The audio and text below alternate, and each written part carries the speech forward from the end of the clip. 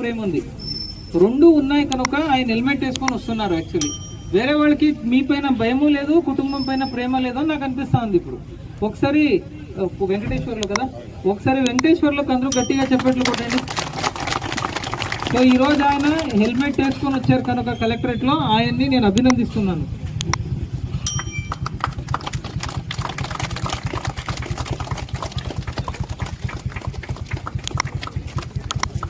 రేపు అంటే ఈ రోజు ఇప్పుడు వీళ్ళంతేం కాదు, ఇది ఎక్సర్సైజ్ జరుగుతూ ఉంటుంది ఈరోజు. సో ఈధర్ వాళ్ళు హెల్మెట్ కొనుక్కొని వెళ్ళాలి, కొనుక్కొని వెళ్ళకపోతే మా దగ్గర హెల్మెట్ ఉంది అంటే పేరు రాయించి బండి తాళాలు మాకు హ్యాండ్ ఓవర్ చేయాలి. వాళ్ళు హెల్మెట్ మాకు చూపించిన తర్వాతే బండిని ఇస్తాం.